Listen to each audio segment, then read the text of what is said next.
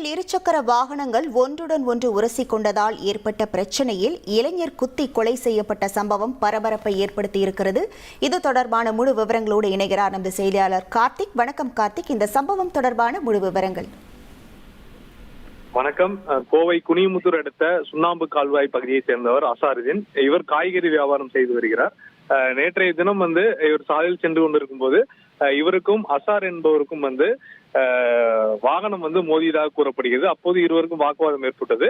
இது தொடர்பாக பேச்சுவார்த்தை நடத்துவதற்காக நேற்று இரவு அந்த சுண்ணாம்பு கால்வாய் பகுதியில் இளைஞர்கள் இரண்டு கும்பலாக சந்தித்திருக்கிறார்கள். அப்போது இரு தரப்புக்கும் வாக்குவாதம் முற்றியதில் சண்டையாக மாறி இருக்கு. இதில் அசாருதீன் என்பவரின் வயிற்றில் கத்தியால் குத்தியிருக்காங்க. உடனடியாக அங்க இருக்கக்கூடிய தனியார் மருத்துவமனைக்கு அழைத்து சென்றிருக்காங்க. அங்கு அதிக ரத்தப்போக்கு ஏற்பட்டதன் காரணமாக அரசு மருத்துவமனைக்கு அழைத்து சென்றிருக்காங்க. அங்கு சிகிச்சைக்காக அனுமதிக்கப்பட்ட நிலையில் இன்று அதிகாலை சிகிச்சை பலனின்றி அவர் உயிரிழந்தார். இது தொடர்பாக குனிமுத்தூர் போலீசார் வழக்கு பதிவு செய்து 6 பேரை தேடி வருகிறார்கள்.